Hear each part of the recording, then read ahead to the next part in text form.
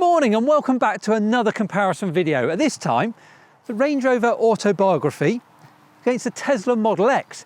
And I've got a whole list of comparisons. What are you doing? Showing this as a stinky diesel, it is. But why? Well, this is supposed to be an EV channel. We're supposed to be promoting electric vehicles. Yeah, but we're also supposed to be honest and tell people stuff about the cars that they really want to know. All right, but it does stink back here. Go on, off you go and leave this to me, all right? Sorry. Back to these cars. What I want to do today is look at these cars in turn and talk to you about, well, really, this is the big old granddaddy of the luxury family car, towing car, 4x4. This is what, well, certainly I, many years ago, saw as the car that I would get to cart my family around in if I ever won the lottery. And then this came along and it changed all my views. But has it changed my views just because I like the idea of a Tesla, an electric car, or is this now actually a better car? Let's find out. This video is sponsored by Just EVs, a family-run company with the largest selection of battery electric vehicles available with free UK delivery. They now also offer EV rentals. Have a look at justevs.co.uk and don't forget to mention EV Opinion for a free annual service.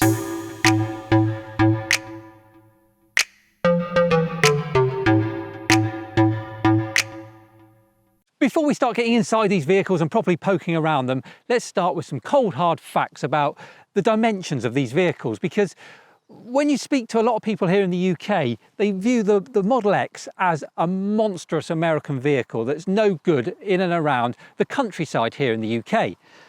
This Range Rover, well, that's exactly what it was designed for. It was designed to be in and around the countryside. So is that actually any bigger? Let's have a look. Length, the Range Rover is 5 metres long. The Model X is 5.3 metres long. Width-wise, Range Rover is 2 metres wide. The Model X is 2.3 metres wide. So yes, it is ever so slightly bigger. Height-wise, well, the Range Rover is 1.8 metres, the Model X is 1.7 metres. So this thing is a bit taller. And the wheelbase, they're both exactly the same at 2.9 metres. So barring a few centimetres here and there, actually, they're about the same size, these two vehicles. Let's go on looking at some of the other statistics that, to compare them. One of the really big factors when you've got a huge slab of a vehicle and you're having to put fuel in it, whether it's electric or diesel, is your drag coefficient.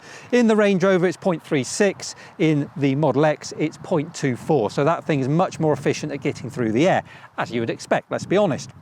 Curb weight wise, this Range Rover sits at 2,328 kilograms. The Model X, with its massive 90 kilowatt hour battery, is 2,108 kilograms. So it's substantially lighter, all things being relative.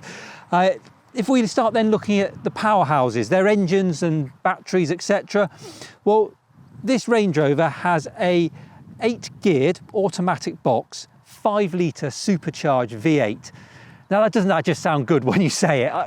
No matter where you've come from, to hear a V8 does sound amazing, whether you agree with what comes out the tailpipe or not. It's a lovely sounding engine. Our Model X has got a it's a 90 kilowatt battery, but it's only about 87.5 kilowatts hours usable.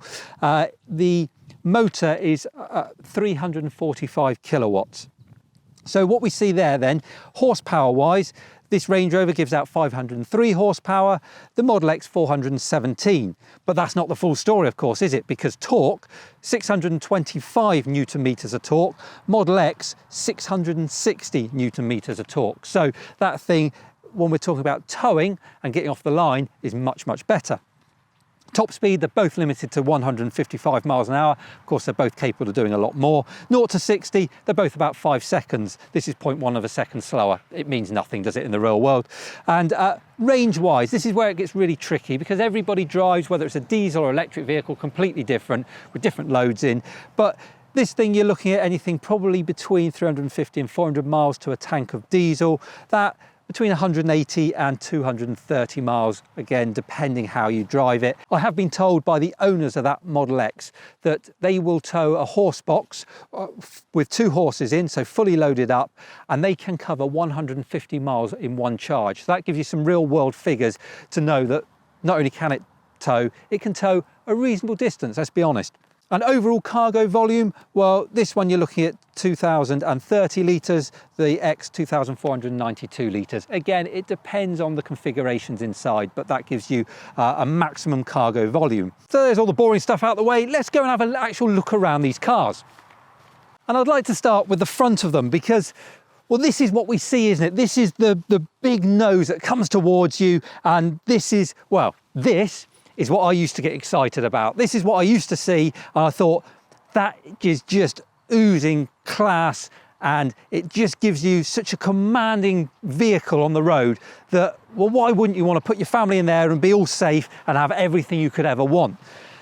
But then we look at this and look how sleek and modern it looks. I mean, yes, they started producing this vehicle in 2013, but they were still making it in 2017, well into the lifespan of this Model X.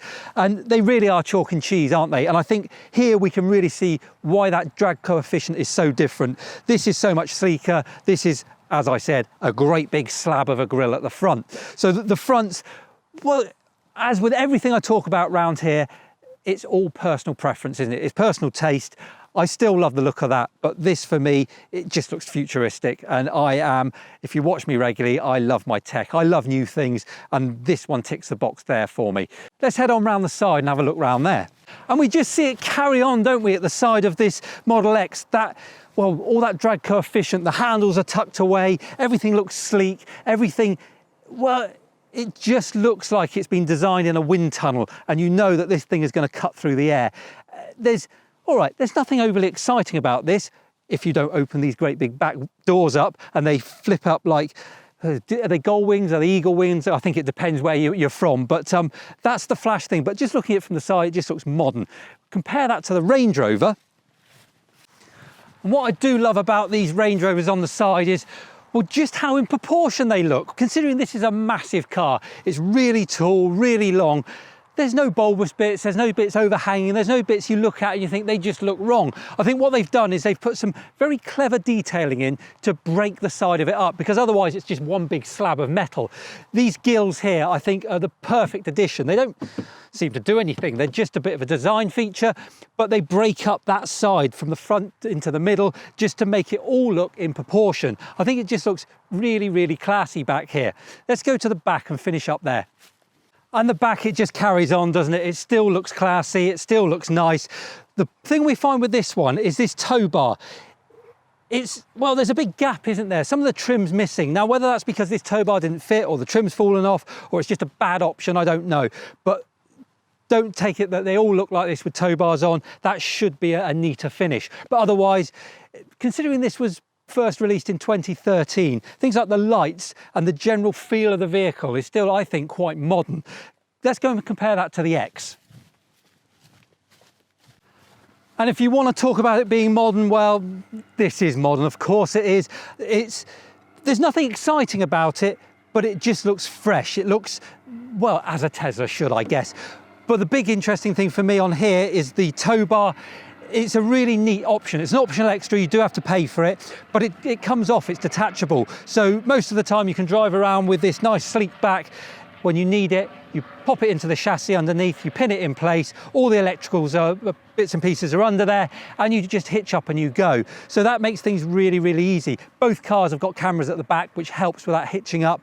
I think that it's a really good package. I think this car, generally from outside, looks an awful lot more modern, but that's not to say that the Range Rover doesn't look modern. I think what you get there is that classy country look that perhaps this is a little bit more in your face, shouting about, look at me, I'm a great electric modern vehicle. Just my opinion. Let's have a look inside and see how that carries on both vehicles. Now, I want to start in the Range Rover because, well, the Range Rover, if you talk about it to anyone, especially this autobiography, well, it gives the impression of quality. You just think this is a high quality, top spec, everything you could ever want in it type of vehicle. And you get that feeling when you get in here. Again, I take you back to the fact that this was originally made in 2013. It just feels luxurious. You look around this cabin and on first glance, everything you could want seems to be here and in front of you. And it feels like, it almost feels like it's been hand-tailored to you. You see all this stitching, all this lovely leather, this wood here, everything just feels really, really nice. And the interesting thing, it is a big vehicle, and when you look forward, yes, you do have a big bonnet, but actually width-wise in here, and when you look around, you don't feel like you're in a vehicle that is oversized. It feels like it's something that is manageable and you can drive it. The screens in front of me feel very, very modern. I seem to have what I need is there and I can customize it. I will say this screen here in the middle, especially now we're sort of used to seeing Teslas and more up-to-date electric vehicles, that does feel dated and it's a little bit laggy. Yes, it's got things like you can have a TV on there and there's all sorts of bits and pieces that perhaps you don't get on other ones. Yes, it is certainly better than things like the Nissan Leaf. There's no doubt about it. But when you're comparing it to something like the Tesla, which we'll see in a minute, it's nowhere near. It's not a patch on it. It's got your DAB, it's got, as I said, your television, it's got your cameras around, it's got all the bits and pieces you need to set all your climate up and everything you need. It's all there. What I'm trying to say is it feels a bit dated now, I think, but there's nothing wrong with it. And it's normally at this point I'd start taking around the cabin saying, oh look, there's places where you can store your water bottles and cups and bits and pieces. I'm not going to insult this vehicle by doing that. You would expect all that to be in place. But what is nice is the additional cubby holes you see in various places on the door. Just they've made really good use of the space and they've really thought about how this is ergonomically designed in here to make you as comfortable as possible. So that's the front. Let's jump in the back.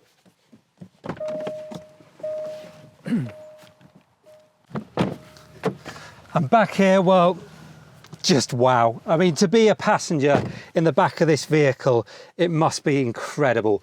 I've got a screen here, there's one in each headrest. If I pull down this middle armrest here, under this flap here, there's a remote control which can come out and you can control the screens. You've got loads and loads of room back here. You've got all your own climate control. You've got all your own connectivity so you can plug in whatever you want to put on these screens. You've just got such a great feeling of space and comfort back here. I would happily sit in here for hours and hours and hours being driven wherever I need to be driven, feeling like royalty, to be perfectly honest with you. It's really, really nice. And you know, there's all those extra touches, like these seats, not only are they heated, they're also ventilated front and back. Things like that just make such a difference when you're on a long journey on a hot summer's day. So that's how a brand spends decades evolving and making vehicles, listening to their customers and getting things exactly how you would expect as a customer that's going to spend £100,000 on a vehicle. Let's see how that transfers to a brand new company who is still evolving and still trying to work out the best way of doing things and see whether that can compete on this sort of standard.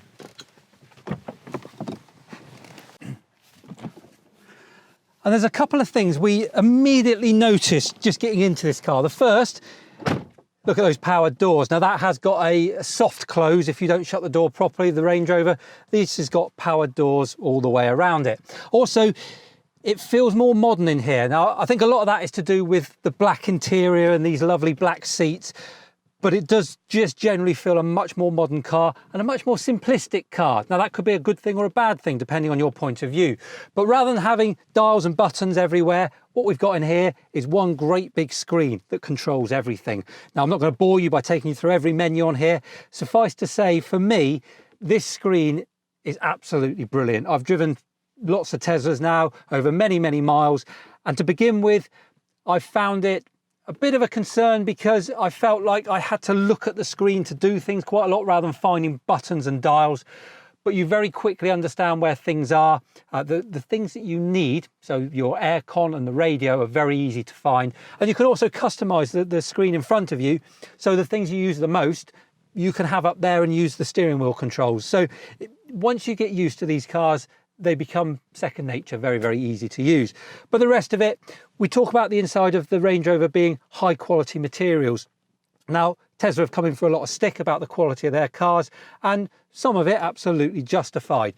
But I have to say in here, okay, it's not as good as a Range Rover, let's be honest.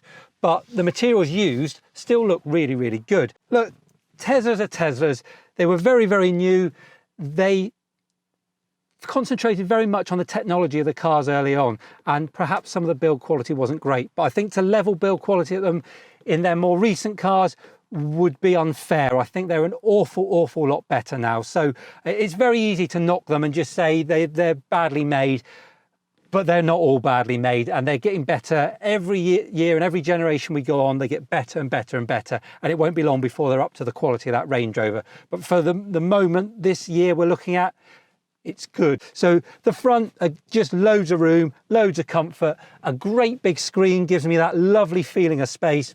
What I don't have in here is a great big long bonnet to look at. So this car, again, feels more compact than it should be. They're the same size cars effectively, but this one I would suggest feels a little bit wider when you're in it, but it doesn't feel as long because you haven't got that great big bonnet housing that massive V8 engine.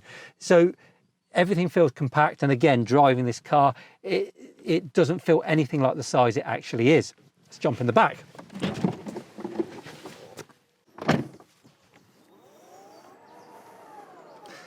And I think it's fair to say this is where we really do see the difference. Now, there's two parts of seeing the difference to this car. The first is getting in here, this gull wing door. It's a real head turner. It really does stand out, and it sets this apart from anything that's ever been made before in this range. But that's kind of where that excitement ends. Yes, there's lots of room here. Yes, I've got my own vents. This one has got the additional seats in, so it can seat up to 7 people. But I don't have any of that entertainment back here. I don't have any of those little luxuries that I had in the Range Rover. It's good and comfortable, but that's it. That's all I can really say about it back here. You won't really be upset sitting here. You'll be comfortable, but you get an awful lot more luxury and also awful lot more extra in that Range Rover. So that takes us through the main parts of the inside of the car. There's a couple of other things I want to just touch on. Boot space. It's a bit difficult to compare them. I told you about the cargo areas, the load areas in litres. The Model X has got more, but that one's got those extra seats in the back at the moment, which means the boot's a lot smaller. The boot is cavernous in this thing. I know you've got all the electric controls to move the seats around as you would expect. So boot and space and load carrying in both is pretty good. The other thing I want to talk about is off-road capability. Now, there is no question, I think, from anybody anywhere in the world, that this thing isn't the king of off-road. You can take this anywhere. It's been proven time and time again. It's been made for decades. It's such a capable off-road vehicle. If you wanted to spend £100,000 and then trash this off-road, you wouldn't find better. But that's the point. If you want to spend £100,000 on a vehicle like this, how many people actually take this proper off-roading? I mean, beyond the overflow car park at the local cafe when they've got a phaeton. This thing is designed for the road for the vast majority of us, and a little bit of, I guess, soft roading down the country lane back to your manor house in the evening. So when we look at it like that, the Model X is a capable off-roader. It will do it because of all that torque, because of the size of the wheels. It can do things like this, and the adjustable ride height will bring it up to allow it to go off-road. But I wouldn't put that in the same league as this. I would suggest for what we, as the general public that don't off-road, need to do, that Model X is more than capable of doing what this Range Rover can do. But if you want to do any more, forget the Model X, jump yourself in a Range Rover. So that covers those two areas, which brings us on to something that a lot of people do buy these vehicles to do, and that is to tow. Now, the Range Rover, obviously we see people using them all the time, going to, well, show jumping events and bits and pieces with horses. It's been the staple of the countryside for many, many years. The Model X, we've seen people started buying that for towing because, well, there's very few electric vehicles that you can tow with. And the X is probably, in the world of electric vehicles, the king of the towers. And the reason that is, well, I mean, I'll tell you about the loads they can tow in a minute, but we've seen these Model X's tow jumbo jets, aeroplanes across the ribbon. They're obviously very, very capable, but on the roads, the levels that they can tow. But on the road, well, what can they tow? I'll tell you exactly what they can do. Our Range Rover, a maximum braked trailer, so a trailer with brakes on, 3,500 kilograms. A Model X, a maximum braked trailer, and this is with 20-inch wheels, 2,268 kilograms. So again, this Range Rover can tow more, but again, it's up to you what you need to tow, whether it will fit within those parameters. So they're both very, very capable of towing decent sized trailers. Well, there is only one way to find out what they're like to tow with, and it's been a few years since I've towed anything bigger than a tiny trailer to the tip. So what did I find? Well, as you would expect, both vehicles are incredibly capable. Neither of them batted an eyelid. They towed this horse box. I hardly even knew it was behind me, to be honest. When you consider the size of this box, the size of the cars, they were both very, very easy to use. If I have to draw a comparison and I have to say that one was better than the other, I would have to say that the Model X was better. And the reason the Model X was better was because of how smooth it was, how easy that power curve without having to worry about gears is. The Range Rover has got an 8-speed auto gearbox, so the gear changes, again as you expect, are very, very smooth and very progressive. But there are gear changes nevertheless, and you do get a bit of a clunk between those gear changes. And it's at that point you remember you've got a trailer on the back, because you can feel it, you can feel that weight behind you. With the Model X, you don't have those gear changes, it's just linear. And so when you're driving and you're slowing up, you're slowing down and you're speeding up gently, you don't feel any of that clunking going on behind you. You can really control how smooth it is towing behind a Model X much, much better than you can in the Range Rover. So it's not to say that either one can't do it, because they're both very, very capable. What I found personally is that Model X gave me a smoother, a easier towing experience. So that was what I found with the towing. So that brings us down to the final part of today, and which one would I choose? And well, to save me babbling about, of course I choose the X. This is an electric vehicle channel. I'm always going to choose the X, of course I am, but let me quantify it for you, because at the end of the day, we've got the best of diesel and the best of electric here, and they've both got their good and bad points. And that Range Rover, well, it's been my dream car for so many years, and it really hasn't let me down today. I've thoroughly enjoyed being in that car. It's made me feel very, very special, and I think that's the key to that car. The inside of that car is no doubt, it's better than the inside of this car. You've got many more features, but it's personal preference. And that makes me feel like a very important country gent who is sitting up nice and high, observing the lands around me and all the people below me. That's not me. This makes me feel like somebody who is wanting to get out and about and have fun and be happy. That's what this car does for me personally, and that's how I want to live my life. So I feel happier in this car. It's not to say that the build quality is better than that. It's not to say that the features in here are better than that one. It's just how it makes me feel. But what I do like about this car is how everything is controlled off that central control panel, that big screen. That to me feels very, very modern. I like the way the seats hug me in this car. It feels a little bit more sporty. The car feels more nimble because of the dimensions of what you can see when you're sat in it. The kids in the back, they're going to have to give up those screens, I'm sorry, but I'm in the car more than them, so I make all the decisions. But those features in that Range Rover, and things like, there's a little fridge in there, there's all sorts of extra things that you don't get in this. But I would prefer that extra money to be spent on having an electric motor, and with the battery and the quality of the technology that's inside this car. That works for me. But what do you think? Do you agree? If you put an electric motor into that Range Rover and got rid of the diesel, which one would you choose? Personally speaking, I think I'd still choose the X, because I just love the look of it. I like how it makes me feel. But you may be completely different. Stick something in the comments, let me know. It'd be really interesting to see, because I think there's a really interesting conversation to be had, and I think there'll be a real 50-50 split between people on what they like and what they don't like. But that's it for today. Hopefully you've enjoyed the video. Hopefully you've enjoyed sharing my experiences, because I've thoroughly enjoyed having an opportunity to drive a dream car of mine today. If you have enjoyed it, remember to like and share. If you're not doing so already, subscribe to the channel and have a little look at the Patreon link that flashes up somewhere here on the screen, because if you're happy to support the channel, that allows me the time and to be able to come and do more of these reviews. So thank you very much for watching. Have a great rest of the day, and I'll see you soon. All the best.